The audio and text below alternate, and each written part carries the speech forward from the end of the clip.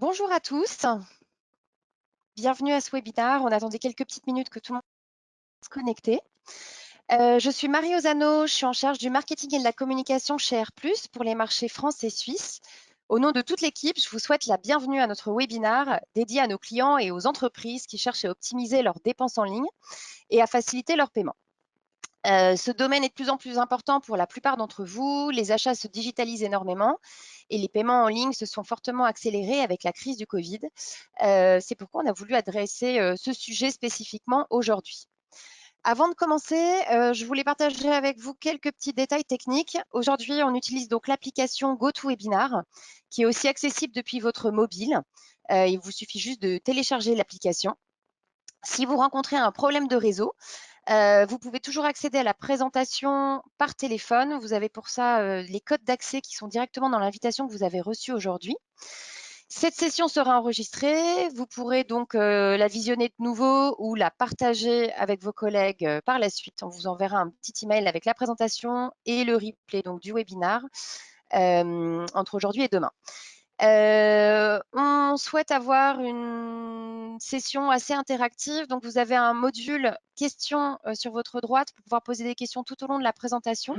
On traitera toutes les questions à la fin donc, de ce webinaire. On vous soumettra également des petits sondages pour prendre voilà, un petit peu vos avis et la température quant à votre gestion voilà, des paiements des achats généraux. Et enfin, donc vous avez aussi la possibilité à l'issue du webinaire de télécharger la fiche produit, donc des cartes de paiement virtuelles, donc sur votre droite dans la partie documents à distribuer. Vous savez tout. Donc pour ce webinaire, j'ai le plaisir donc d'accueillir Mathilde Gall, notre directrice commerciale France donc chez Air+, Bonjour. et Steve Moreau, qui est Sales Manager chez Air+ Suisse. Merci beaucoup à tous les deux d'avoir accepté l'invitation d'aujourd'hui. Au programme donc d'aujourd'hui, nous allons d'abord aborder la partie qui concerne les défis que vous pouvez rencontrer aujourd'hui autour des paiements en ligne et les possibilités donc d'optimisation au sein de votre organisation pour fluidifier un petit peu tous ces process. Dans un second temps, on partagera avec vous une étude qu'on a réalisée en interne chez Air+, pour voir comment et pourquoi le paysage des paiements en ligne évolue toujours et encore. Et enfin, on vous donnera plus de détails sur les cartes de paiement virtuelles, avec notamment un exemple assez concret d'utilisation de ces cartes. Pour la première partie, donc sur les défis du paiement en ligne au sein des entreprises, je laisse la parole à Steve. Merci Marie. Bonjour à tous. Donc, bienvenue à tous nos clients prospects de France, Suisse, également de Belgique. Donc, je me présente juste, Steve Moreau, je suis Sales Manager pour la Suisse, donc la Suisse spécialement francophone, mais également pour la Suisse germanophone et italienne. Et je travaille étroitement avec mes collègues français. Donc, je remercie Marie Ozano qui a eu la gentillesse de préparer toute cette présentation pour vous. Donc, je vais vous parler des défis actuels des paiements en ligne pour les entreprises. Donc, on a vu depuis, je dirais malheureusement, cette crise de Covid, on a eu quand même pas mal de changements au sein des sociétés. Et on a vu dans la vie générale de plus en plus de gens payer de manière digitale, donc le fameux sans contact, qui permet donc de payer sans toucher, on va dire, de la monnaie, hein, ce fameux notre fameuse carte qu'on passe dans l'appareil qui permet de générer un montant direct, soit encore à mettre le code si le montant est plus élevé. Je crois qu'en France, c'est 50 euros. En Suisse, c'est 80 francs suisses. Je ne sais pas encore pour la Belgique. Donc, on va un peu, voilà, je vais vous exposer un peu cette évolution sans cash. Donc, on voit les sociétés de plus en plus font des business models donc pour trouver des solutions de paiement digital. Pour votre information, on a environ à peu près un quart, donc 25% des paiements digitaux dans le monde. C'est clair que le Covid a accentué cette hausse, même si dans une moyenne générale, le paiement digitalisé est apparu, on va dire en Europe, spécialement aux États-Unis et en Asie, il y a environ 5-6 ans. Donc, de plus en plus, on paie de manière digitalisée, spécialement avec son mobile, hein, qui n'est plus vraiment un téléphone, mais un mini-ordinateur. Les cartes de crédit aussi standard plastique, on peut également maintenant les télécharger directement sur nos mobiles. Et je parlais plus en détail tout à l'heure au point 3. Je vais vous expliquer également les paiements par carte virtuelle qui deviennent de plus en plus populaires, spécialement dans le corporate business travel, que ce soit au niveau du paiement des voyages, mais plus spécialement sur le procurement, donc les cartes d'achat que je vais vous expliquer tout à l'heure. Donc, on a vu de plus en plus digitaliser, on va dire, son entreprise pour être plus performant. C'est un peu le slogan actuel en Europe. Donc, on voit qu'on est dans une ère, on va dire, de révolution numérique. Le monde change rapidement au niveau des paiements et c'est devenu vraiment une nécessité pour les entreprises de s'adapter et d'intégrer des outils digitaux qui sont existants. Donc, c'est un terme un peu généraliste, hein, la digitalisation, mais on trouve une multitude, je dirais, de technologies différentes qui offrent de nombreuses possibilités à vous, donc aux entreprises, de se moderniser et de gagner en compétitivité, comme le paiement digitalisé, comme on va voir un petit peu plus en détail tout à l'heure. Donc, ces changements, on va voir ça sur le slide suivant, ça apporte bien entendu énormément de défis aux sociétés. Donc, il faut avoir, bien entendu, des plateformes en ligne pour faire les paiements, différentes méthodes de paiement, que ce soit des cartes virtuelles, est-ce qu'on paye toujours par facture, par virement bancaire. Ça va vous faire modifier certaines réglementations internes au sein de votre société. Également, tous les besoins d'outils de gestion d'entreprise, ça peut être des mid-office, des expense tools, des online booking tools. Et également, est-ce que voilà, on a besoin d'avoir une facilité pour les achats ponctuels et je dirais à usage unique.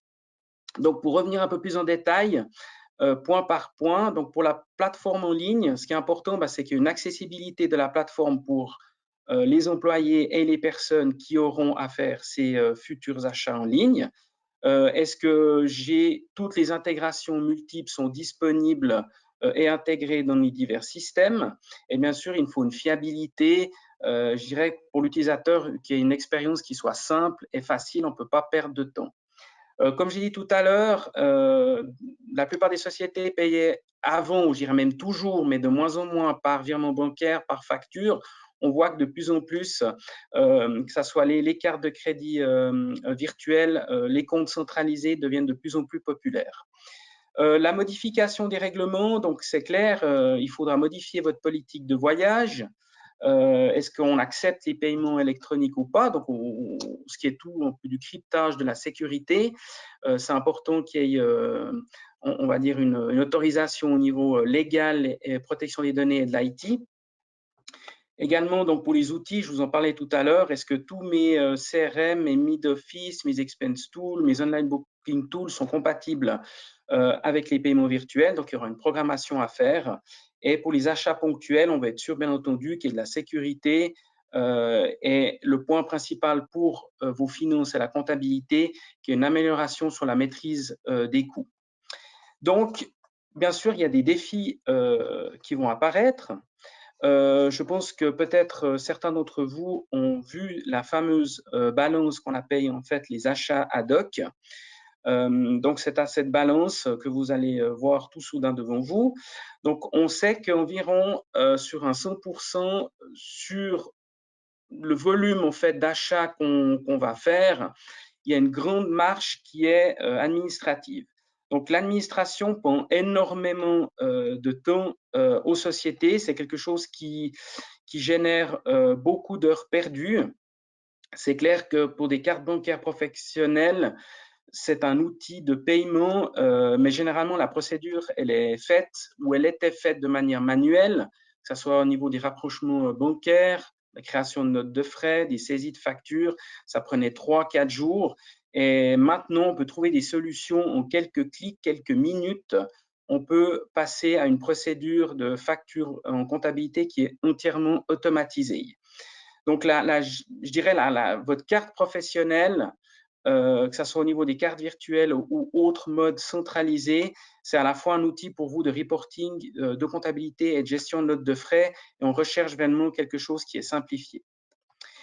Pour terminer avec donc, les besoins des défis et de la centralisation, c'est clair pour vous en tant que société, pour pouvoir faire du paiement centralisé, il faut bien entendu favoriser le contrôle et le suivi. Vous cherchez à gagner du temps dans vos traitements, avoir un maximum de données, donc pas uniquement les données d'achat, mais peut-être des données spécifiques comptables.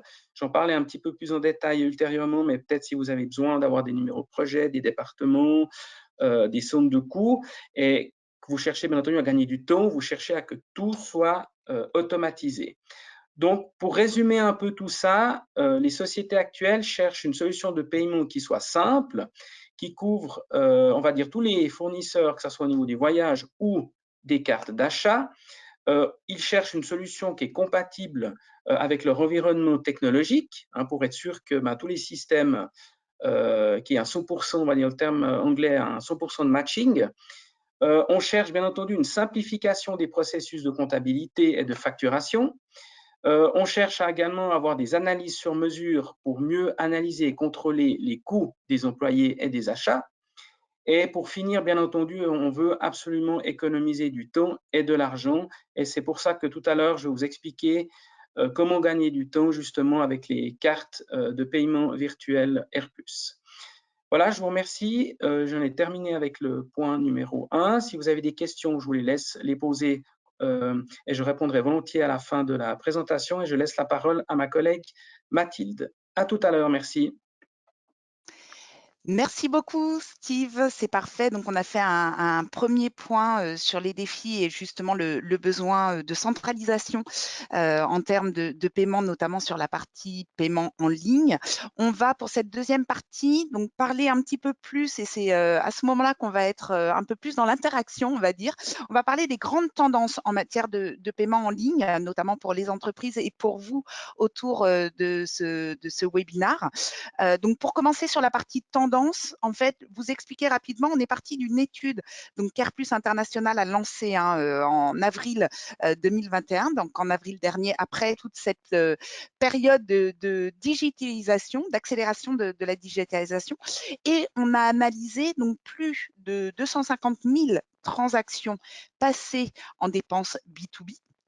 On a interrogé plus de 350 clients R+, qui utilisent donc ces cartes virtuelles. Alors, pour les auditeurs qui sont autour de la table, on a à la fois interrogé des clients de type marché privé, mais également marché public. On a interrogé des grandes entreprises, notamment par exemple du CAC 40 pour la France, mais aussi sur d'autres pays. Également des entreprises de plus petite taille. Et au niveau des interlocuteurs, on est parti vraiment sur différents types d'interlocuteurs, à la fois les interlocuteurs achats, mais également les interlocuteurs comptables ou finances, et aussi toute la partie donneur d'ordre. Donc, je parle donneur d'ordre, c'est-à-dire les directions commerciales, les directions marketing, par exemple, ou les directions générales, qui utilisent ces moyens de paiement pour payer en ligne. Donc voilà un petit peu. Alors, ce qui s'est passé en termes de retour, on va dire, le premier vrai sujet clé, c'est qu'aujourd'hui, au moment où on vous parle, plus de la moitié des entreprises utilisent 3 ou plus types de paiement, donc moyens de paiement, pour régler leurs achats en ligne. C'est vraiment la tendance, on va dire, qui s'est dégagée de cette étude, la multiplicité de typologies de moyens de paiement utilisés pour ces achats en ligne, ce qui amène deux réelles grosses problématiques qui sont à la fois la lourdeur de la gestion administrative en termes de processus, et Steve nous en a bien parlé tout à l'heure, et puis également la deuxième problématique, un vrai manque en termes de visibilité, de tracking des dépenses et donc de reporting. Et donc, qui dit reporting, également de possibilité de négocier au mieux avec ces achats de catégorie C, on va dire, donc ces achats ad hoc en ligne. Voilà un petit peu pour la première grande tendance. Et avant de rentrer un peu plus dans le détail de ce sondage, ce que j'ai envie de faire à l'instant là, c'est vraiment de vous poser la question à vous qui êtes autour du webinar, à savoir, vous, dans vos entreprises, de quelle façon vous réglez vos achats en ligne. Donc, je vais vous laisser quelques petites secondes pour répondre à la question. Je pense que le sondage, s'affiche. Voilà, donc vous avez possibilité de répondre. Excusez-moi, je ne le vois pas à l'écran, c'est pour ça. J'espère qu'il s'affiche bien en face de vous. Donc, soit la partie facturation, hop.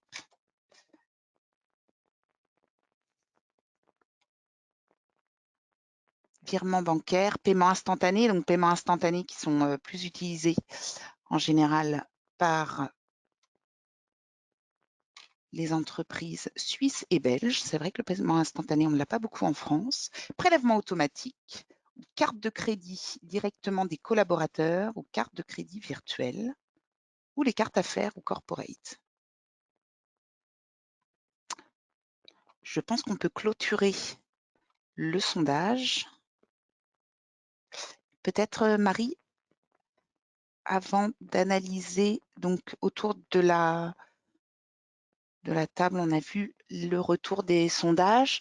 Et donc, au niveau du sondage fait auprès des 350 entreprises interrogées, on a effectivement une majorité qui reste encore aujourd'hui sur de la facturation, donc ce qu'on appelle également central billing, et sur du virement bancaire. Arrive ensuite donc tout ce qui est virement instantané, notamment sur du PayPal ou ce genre de solutions, du prélèvement automatique, et puis après arrive les cartes de crédit, donc directement des collaborateurs, ou alors les cartes de crédit virtuelles à débit centralisé. Et donc, c'est vraiment là, puisqu'on se rend compte que seulement 20% des entreprises aujourd'hui utilisent donc des cartes virtuelles pour ces achats en ligne. Et cette tendance a priori, va se développer de plus en plus. Si on passe sur la slide qui suit, on a une deuxième proposition de sondage. Donc, pour vous, quels sont les défis? On les a vus expliquer un petit peu par Steve. Les défis, justement, auxquels vous êtes confrontés en payant vos achats en ligne. Donc, est-ce qu'on est plus confronté autour de cette table sur la partie sécurité des paiements pour éviter tout ce qui est risque de fraude? Est-ce qu'on parle de rapidité de paiement pour pouvoir gérer ses achats en ligne? Est-ce que vous êtes plus sur des défis de gestion des démarches administratives chronophages et coûteuses? Est-ce que vous êtes plus dans une recherche finalement d'optimisation des process derrière? Ou est-ce que la problématique de visibilité, notamment sur le fait qu'il y ait plusieurs typologies de paiement, donc visibilité, reporting et suivi? Et je pense, Marie, on peut afficher les résultats. D'accord, donc c'est très intéressant parce qu'on est autour donc de ce webinaire, en tout cas pour aujourd'hui, sur plutôt des défis liés aux coûts indirects, j'aurais tendance à dire, donc tout ce qui est démarches administratives et chronophages, et tout ce qui est sécurité du paiement. Quand je compare donc avec si je mets la slide qui permet de voir effectivement sur notre sondage auprès des 350 entreprises, de quelle façon les défis ont été remontés. On parle surtout et principalement, en tout cas, sur ces 350 entreprises, sur des problématiques plutôt liées à la sécurité des informations.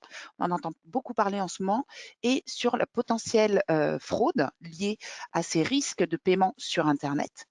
Et puis après, on a effectivement, comme vous le disiez, sur la réponse au sondage autour du webinaire, des sujets plus liés à l'optimisation des coûts indirects, donc paiement simple et rapide, et puis toute la partie effort administratif.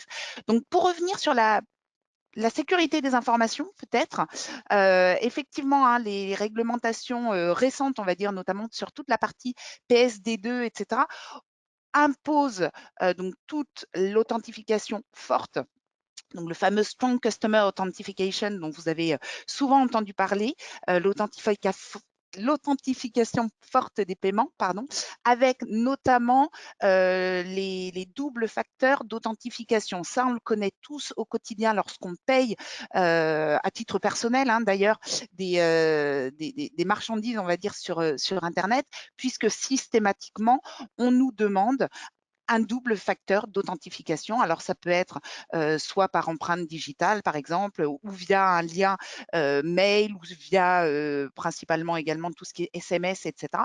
Et aujourd'hui, un des défis importants de la part de nos clients est effectivement de quelle façon s'affranchir de cette authentification forte, notamment dans le cadre d'utilisation de cartes virtuelles sur des paiements B2B. Donc, on le verra tout à l'heure avec Steve, de quelle façon les cartes virtuelles, notamment R+, adossées derrière au réseau Mastercard, sont exemptées de cette authentification à double facteur, sans bien entendu oublier ce SCA qui est gage d'un évitement de fraude et qui vous permet d'assurer la sécurité. Donc ça, c'était pour la partie premier défi important effectivement sur la partie sécurité. Si on récapitule un petit peu toute la partie avantages par rapport à vos défis rencontrés sur les cartes virtuelles et notamment sur les cartes virtuelles utilisées pour des paiements en ligne, on va être donc sur 3 principaux avantages liés à cette solution. Toute la partie sécurité, toute la partie optimisation du process, donc via la facilité de création de cartes virtuelles, et puis tout ce qui est rapidité d'exécution et de paiement pour avoir des fournisseurs qui sont payés directement, et donc pour vous d'avoir également un portage financier amélioré. Je pense qu'on a un troisième sondage donc qui va plutôt là être orienté sur la typologie de fourniture et de marchandises ou de dépenses B2B qu'on peut utiliser et que vous aimeriez utiliser avec des cartes virtuelles. Donc, on a tout ce qui est licence de logiciel, certificat, application, etc. On peut avoir tout ce qui est produit des détaillants en ligne, des fournitures de bureau, par exemple, tout ce qui est matériel informatique et électronique. Marketing digital, qu'on voit effectivement dans nos analyses de 350 000 transactions B2B, là, de plus en plus se répandre. Ou alors, la dernière réponse, je n'utilise pas de carte virtuelle, donc vous ne pouvez pas répondre à cette question. On affiche les résultats. Hop, je regarde les résultats en ligne, donc en direct, pardon. Donc effectivement, beaucoup de marketing digital, une grande tendance à la marketing digital et aux licences de logiciels, si je ne dis pas de bêtises. On va comparer avec les réponses de nos clients sur le panel des 350 entreprises France et internationales, France, Suisse, Belge, puisque on a ces 3 pays représentés autour de la table ce matin, autour du webinaire.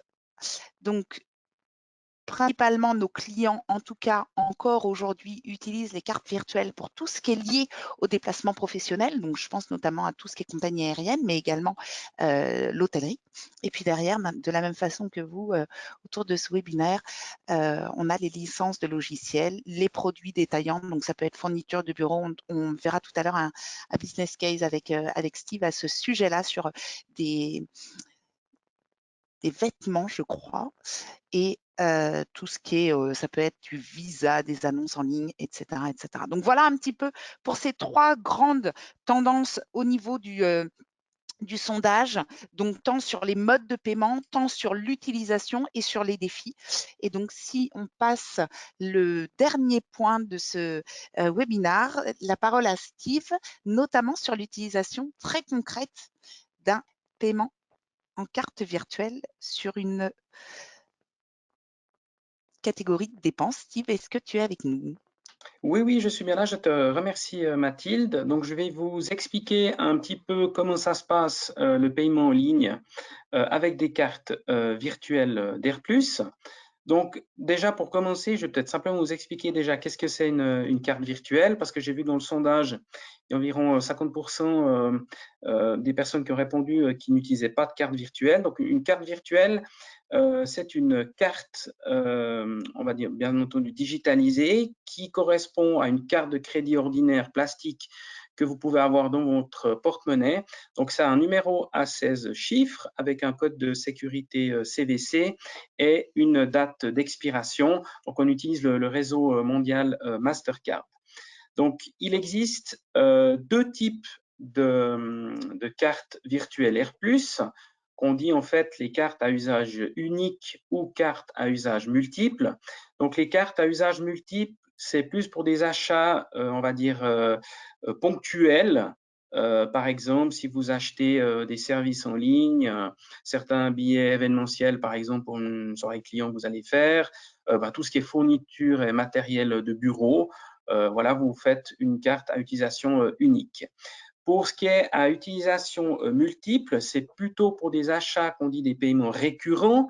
Par exemple, renouveler, qu'on a vu tout à l'heure, des licences informatiques qui étaient assez populaires lors du sondage, des factures de téléphonie, divers abonnements que vous pouvez avoir au sein de votre société. Et on a vu également pour tout ce qui est publicité en ligne, ça peut être sous forme également justement d'abonnements si vous avez des publications fréquentes sur divers sites. Par exemple Internet, vous faites de la pub pour votre société, on peut générer des cartes virtuelles et les programmer de manière mensuelle. Ce qui est important de savoir, donc à utilisation unique, alors bien entendu, une carte virtuelle R+, doit être et ne peut être générée que via un portail R+, sécurisé par les personnes qui ont eu l'autorisation en interne chez vous de pouvoir générer cette carte. Donc, bien entendu, un login, un mot de passe, mais par contre, c'est exempté de CSA, donc de notification forte du client, ce qui facilite, on va dire, cette procédure peut-être un petit peu plus lourde. Mais par contre, au niveau des usages multiples, vu qu'il y a des paiements qui sont beaucoup plus récurrents, on a cette conformité au niveau de la loi. Vous aurez donc également ce CSA. Donc la différence entre les deux, c'est plutôt voilà, paiement ponctuel, usage unique, paiement multiple, donc avec des cartes à usage multiple avec le CSA. On va voir un petit peu plus en détail avec, disons, un exemple un peu plus concret par rapport à une entreprise de vêtements de sport. Quels sont les besoins du client et quelle carte virtuelle je vais utiliser? Donc, par exemple, on va dire que vous êtes une société, vous aimeriez un peu voir ce que fait le concurrent. Vous avez obtenu un certain budget, par exemple de 5 000 €. Donc, vous allez acheter les produits chez le concurrent. Vous allez donner donc le volume, je dirais le budget alloué à votre département recherche et développement pour étudier la gamme. Dans ce cas de figure, vous aurez donc un plafond qui a été désigné par vos soins et donc on va acheter tous ces vêtements de sport pour pouvoir les analyser. On va faire ça avec un achat unique qui n'est pas donc ponctuel. Donc on va simplement utiliser ça, on va générer cette carte virtuelle pour acheter tous ces habits de vêtements de sport. Une fois que votre département recherche et développement a tout analysé, on va passer plutôt à la phase 2, ce qui est un peu plus sur la publicité et faire connaître, on va dire, mettre en avant ces produits. Donc, par exemple, pour sponsoriser des annonces sur une plateforme, type par exemple, sans les citer, mais Amazon, dans ce cas de figure, on va programmer divers paiements sur la carte virtuelle R+, et vu que c'est sponsoriser des annonces, on peut programmer ça sur des cartes à usage multiple. Donc, pour une campagne publicitaire, on va également mettre un plafond. C'est vous qui allez gérer, on verra ça tout à l'heure un petit peu plus en détail, c'est vous qui allez définir la périodicité, le plafond de ce que vous aimeriez faire. Et donc, de manière périodique, vous aurez des montants qui vont être générés sur cette carte virtuelle à usage multiple. Et donc, vous aurez toujours ces montants qui seront débités, par exemple, chaque semaine, toutes les 2 semaines ou tous les mois, par exemple. Et pour terminer, pour le dernier cas de figure, vous allez le voir à l'écran, donc pour les paiements des frais mensuels d'Amazon, donc pour l'abonnement, pour mettre ces produits en ligne sur des sites publicitaires, on peut programmer donc ces abonnements, donc un abonnement qui coûterait éventuellement 39 € ou 39 francs suisses. Vous programmez directement ces montants publicitaires sur votre carte R+ à usage multiple, et donc tous les mois, vous aurez ce débit qui sera automatiquement généré sur votre compte. Donc, pour terminer avec ce sujet des paiements par carte virtuelle, On va voir ça sur le second slide. Alors, quels sont surtout vos avantages? Donc, c'est clair qu'on recherche différents avantages avec ces solutions R+. Donc, ce qui est important, c'est une solution de paiement centralisée, comme vous pouvez avoir sur certaines cartes sociétés, donc les fameuses cartes logées, ou des cartes virtuelles également pour tout ce qui est business travel.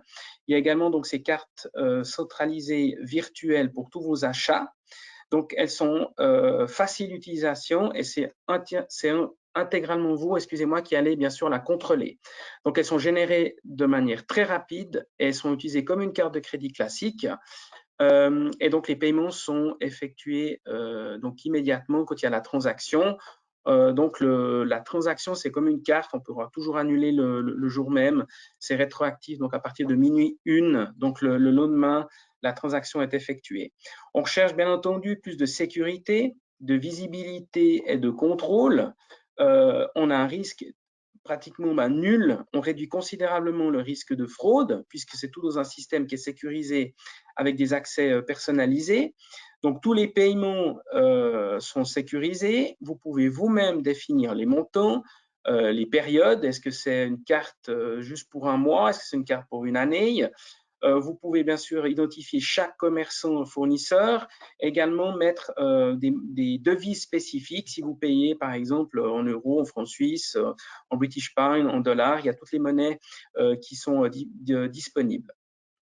Et puis pour rappel, donc les cartes à usage unique sont exemptées de l'authentification forte. Et donc, il n'y a pas cette vérification à double facteur qui est nécessaire, donc le fameux 2FA qui est un petit peu plus fastidieuse, mais par contre qui sera obligatoire sur les achats multiples. On cherche également, bien sûr, de la praticité. Donc, on a un réseau mondial avec notre partenaire Mastercard qui couvre, comme on le sait, pratiquement 99% des régions mondiales. Et ce qui est très important, c'est qu'il n'y a pas de frais d'utilisation sur ces cartes virtuelles. Si vous faites un achat, si vous avez un compte en euros et puis qu'un de votre collaborateur est en Suisse et qu'il achète quelque chose, une carte virtuelle en francs suisses, vous aurez simplement la conversion au taux du jour. Donc, pour la Suisse, c'est la Banque nationale suisse. Je crois qu'en France et en Belgique, c'est aussi vous avez des banques fédérales, on va dire, qui couvrent ça. Donc, il n'y a pas de surplus de taux de conversion comme on peut avoir, par exemple, si vous faites un achat à l'étranger avec une carte de crédit classique plastique. Donc, ça, c'est un grand avantage au niveau des coûts pour les sociétés. Il n'y a aucun frais de majoration de change. C'est totalement transparent au taux de change du jour. Après, ce que cherchent finalement les sociétés à la fin, c'est une efficacité des processus pour avoir une réconciliation qui soit nettement plus facile et accélérée. Donc, bien entendu, les données de transaction facilitent la réconciliation des factures, que ce soit au niveau des paiements d'achat ou des paiements de voyage. Toutes les dépenses, bien sûr, sont réglées de manière centralisée.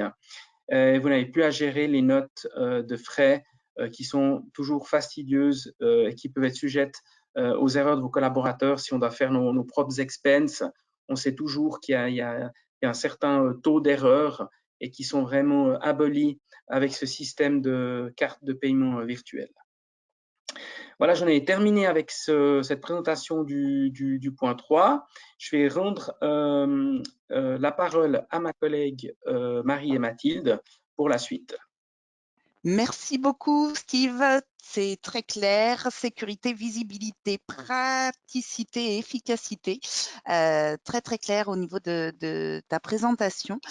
Merci. Entre-temps, nous avons reçu quelques questions dans le chat, dont une à laquelle tu as déjà répondu, Steve, notamment sur le taux de conversion, majoration de frais de challenge, etc. Donc, je pars du principe que cette question-là a été répondue dans ta toute dernière partie. Merci pour cette anticipation-là.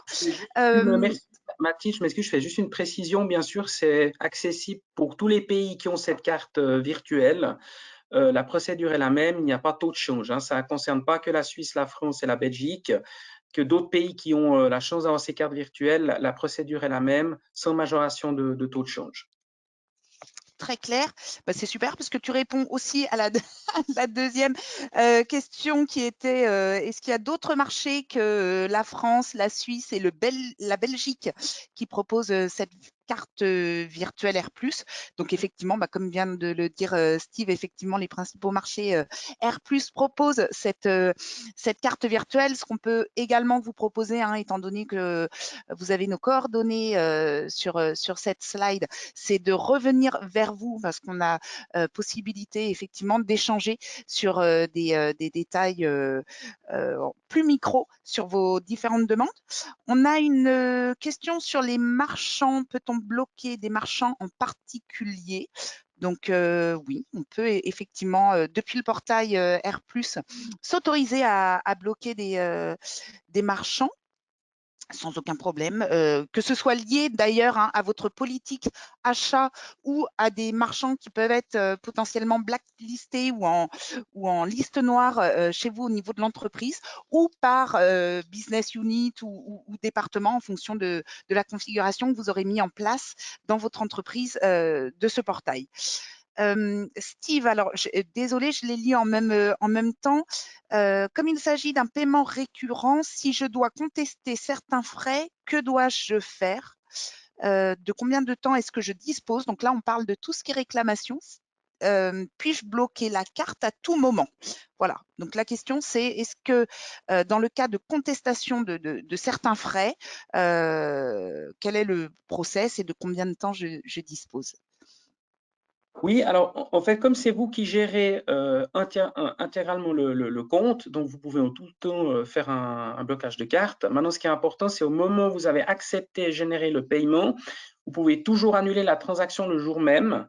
Donc la transaction est effective donc le lendemain à partir de minuit 1. Donc si vous constatez une irrégularité, vous pouvez toujours annuler la carte que vous avez générée le jour même. Si vous constatez des anomalies ou une erreur de votre part, ça peut arriver donc le lendemain. Alors bien sûr, la transaction aura été faite, mais dans chaque pays, nous avons notre propre support client qui est à votre disposition. Donc si vous constatez malheureusement j'ai fait une erreur, on est là pour vous aider. Ça m'a contacté le fournisseur, vous aider à obtenir les notes de crédit, etc. Donc je dirais ce qui est important, c'est vous qui vous êtes responsable, je dirais, des cartes que vous générez, mais tant que vous avez divers champs, disons, d'acceptation pendant le processus. Tant que vous n'allez pas au bout, vous pouvez bien sûr toujours annuler. Si c'est généré, le paiement est parti, rappelez-vous que c'est toujours annulé le jour même. Et si c'est le lendemain, par contre, il faudra contacter notre service client pour les cartes virtuelles qui sera même de vous aider et vous guider. C'est très important chez R+, nous avons dans chaque pays notre propre support client. Donc, si vous êtes en France, c'est en France. Si vous êtes en Belgique, c'est en Belgique. Si c'est en Suisse, c'est en Suisse. Donc, il n'y a pas du tout de services qui sont délocalisés dans d'autres pays. Merci Steve. Personnalisation, donc effectivement, et du coup, ça rebondit également sur une question sur les champs de données analytiques personnalisables et utilisés pour les cartes virtuelles procurement. Alors oui, c'est une très bonne question. Alors, c'est clair, quand vous allez générer une carte d'achat, vous aurez des champs, on va dire, spécifiques. Donc, la personne qui a généré la carte, le montant, le fournisseur, la date de la transaction, quel type de produit c'est, par exemple, publicité, etc. Maintenant, ce qu'on recherche, ou ce que vous recherchez également dans une société, c'est d'avoir des données analytiques qui soient on va dire claire et précise pour votre comptabilité, qui va vous aider à réconcilier en fait tous ces chiffres. Donc R+ vous donne la possibilité de pouvoir programmer jusqu'à 9 champs complémentaires comptables. Par exemple, si vous avez des centres de coûts, je dirais des numéros d'employés, c'est plus spécifique, par exemple un voyage, mais au niveau des achats, si vous avez un numéro de projet, si vous avez une unité centrale de facturation, donc on peut avoir jusqu'à 9 champs complémentaires alphanumériques, jusqu'à 16 chiffres et lettres, on va dire, par champ. Ce qui est important, ces champs peuvent être renommés par rapport à votre entreprise, donc de manière personnalisée. Si ça s'appelle, par exemple, vous êtes une grande école française, ça ne s'appelle pas centre de coût chez vous, mais centre de formation. R+, on peut renommer tous ces champs. Donc, pour résumer, c'est important, on peut programmer jusqu'à 9 champs complémentaires de manière automatisée. Ça veut dire chaque fois que vous faites un achat, vous allez avoir ces données qui vont être mis automatiquement si c'est des champs fixes. Et si c'est des champs variables, vous pouvez bien entendu, on va vous les programmer et vous pouvez les rentrer avant chaque approbation de paiement. Parfait. Alors, je vais vous proposer, il y a une dernière question et qui effectivement revient régulièrement quand on est sur le terrain, c'est tout ce qui est quelle est la limite pour l'utilisation des cartes? Est-ce que je peux assigner un montant mensuel par carte? Et puis-je valider également le montant? Alors, je pense que c'est lié tout ce qui est lié au workflow de validation. Si j'entends, je prends le dernier point, je vois l'heure qui passe. Tout ce qui est limite, workflow de validation, etc. Alors effectivement, toute la partie limite peut être également personnalisable hein, dans le portail, que l'on soit sur des utilisations cartes virtuelles à usage unique ou à usage multiple. Et puis, on a également, alors ça c'est une toute dernière fonctionnalité qui a été lancée chez Airplus, c'est la possibilité d'assigner une enveloppe spécifique, donc soit un département encore une fois, soit un centre, soit une business unit en fonction justement de ces structures que vous avez mis en place. Donc vraiment assigner une enveloppe spécifique, donc grosso modo allouer un budget, ce qui permet aux collaborateurs qui utilisent la carte virtuelle ou aux centres qui utilisent cette carte de pouvoir être et gérer en toute autonomie leur budget avec derrière, bien entendu, l'administrateur qui gère toute la partie contrôle du budget en l'occurrence. Donc vraiment cette possibilité, on va dire, d'assigner un budget, une enveloppe pour être à la fois laisser la flexibilité et l'autonomie aux services concernés, mais pouvoir aussi, bien entendu, gérer et contrôler et suivre au niveau reporting tout ce budget. Il y a d'autres questions.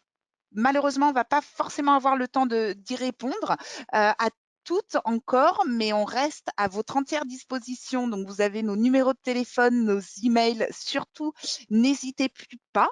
Et puis, on a également un autre rendez-vous, d'autres rendez-vous dans le cadre de ces webinars sur les paiements virtuels, la digitalisation, notamment un prochain rendez-vous le 9 novembre, avec la démonstration cette fois en ligne du portail et de l'utilisation des cartes virtuelles. Donc, on sera vraiment en démo live, donc plateforme d'émission, portail. Et puis, on se retrouve également le 7 décembre prochain pour vous parler de la solution de paiement carte virtuelle et la digitalisation. On a parallèlement aussi la partie podcast sur Airplus Corporate Payment Insider, donc des podcasts qui sont à retrouver, que ce soit sur les grandes plateformes Deezer, Spotify, les Apple Music ou les Amazon Music, donc tout au long de ce mois d'octobre et ce mois de novembre. Encore un très grand merci. C'était important pour nous de rester dans le timing de ces Power Sessions et de ce webinar, de ce premier webinar sur les achats en ligne. Encore un énorme merci à Steve.